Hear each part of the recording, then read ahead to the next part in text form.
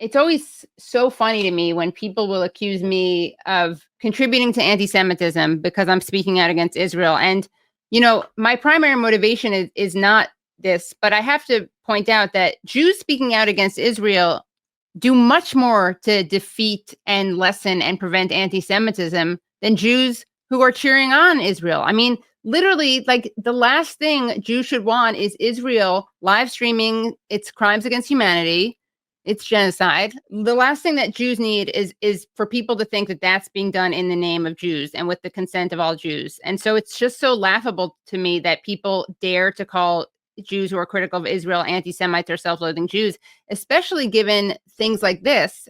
This is a perfect segue. I want to show a tweet from Bari Weiss, who, of course, is an expert on anti-Semitism. She literally wrote the book, major Zionist, defender of, she claims, the Jewish people. And here is a tweet that she, I wonder why, deleted. It shows an image of the great Steve Bannon giving a zeig, what one would call a zeig heil. Bari Weiss tweets out this article from her website, The Free Press, written by Richard Hanania. And she quotes him saying, these stiff-armed salutes are not expressions of sincere Nazism, but of an oppositional culture that, like a rebel band that keeps wearing fatigues after victory, has failed to realize it's no longer in the opposition. And so this woman, Bari Weiss, who tweeted that out, whose website published that, would like to tell other Jews that they're self-loathing or they're anti-Semites, and would like to tell, God forbid, Palestinians or non-Jews in general who are critical of Israel that they're anti-Semites. Well, I mean, Bari Weiss, I mean, many of us blame her for the Israeli military having targeted our friend Reefat Alareer because she was outspokenly cruel to Reefat. And anyway, maybe he would have been assassinated anyway, but it still hurts to even hear her name because she was so outrageous. But yeah, thanks for bringing Bari Weiss into the conversation. Well, I mean, kind of going full circle to what Lev kept saying, like, it is great in some ways to have people like her just openly side with Steve Bannon. And it is great to have Steve Bannon openly do the Nazi salute. I mean, we need this kind of clarification, I think. And it is very clarifying. And, you know, let her try to tell someone who's Palestinian and advocating for equal rights that they're anti-Semites when she's the one literally whitewashing Steve Bannon. And, you know, let the other people calling Jews like me anti-Semites or self-loathing Jews, let them revel in the fact that they and Steve Bannon have the same definition of Israel's greatest enemies being, you know, American Jews who oppose Israel. Great. I'm glad to be. Yeah, and this is again really something novel and important, that almost every dimension of the Palestine, Israel, Arab-Israeli conflict is now being discussed openly.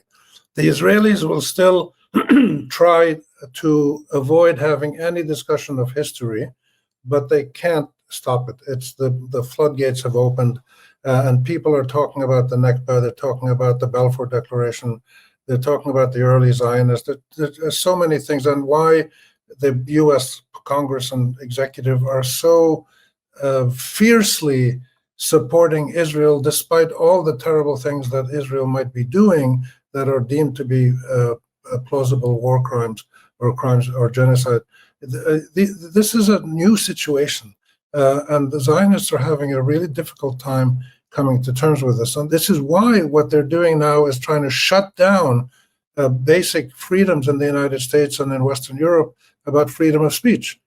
But linking it to Palestine, linking it to terrorism, linking it to Nazism, and it's not working very well. It's working a little bit here and there. So we're really on the cusp of a major new phase in this conflict after a century. I agree with. They did just expel 2 students at Barnard. Right. Yeah. But there's other cases where different. So this is becoming more of a routine contestation in the public sphere, which is unheard of. I mean, I agree with Rami that a lot of things now are getting discussed that previously weren't, like the Nakba and, you know, like the Balfour Declaration and all kinds of things.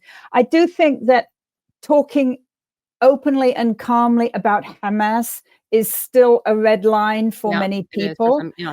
And in good part, this is because of police intimidation, FBI investigations into a lot of progressive and anti-Zionist movements in this country.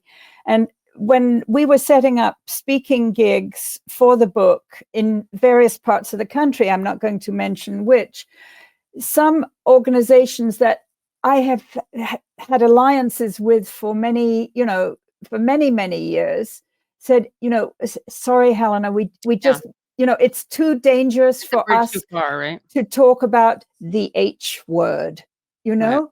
So that's kind of why our board at Just World Ed said we have to be able to talk about this Islamic resistance movement. That's the full name for Hamas, because it is a very powerful phenomenon in Palestinian political life. And it is, right now the only party whose leadership can nail down the kind of political / diplomatic progress that needs to happen, as we have seen, with all the ceasefire negotiations. It is not the PA in Ramallah that is part of the negotiation. It's not, Palestinian Islamic Jihad. It is the Hamas leaders that go to Egypt, that go to Qatar, that are doing the negotiating. But it's really hard for people in this country to say the word Hamas. So what our book does, I'm kind of proud we brought this book out so speedily. It's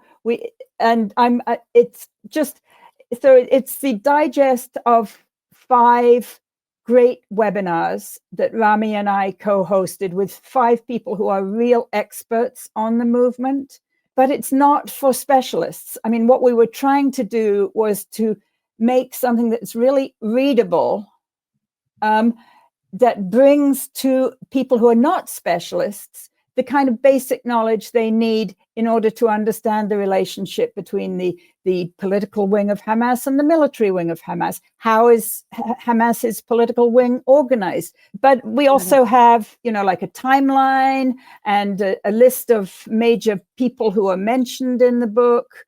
And we have 5 or 6 appendices that are vital documents. So, somebody who's not a specialist, who is afraid to talk about Hamas with their, in their local party precinct or their church or, their synagogue, they can read this book and then they can feel much more confident saying, well, actually, the Islamic resistance movement, Hamas, is not exactly what we are told in the mainstream media. Right. And so, a regular person who is concerned about demonizing this movement can have the basic information that they need. Anyway, that's my pitch for the book. Yeah, I hope that people will head out and buy it, because we really do need this diplomacy to work fast.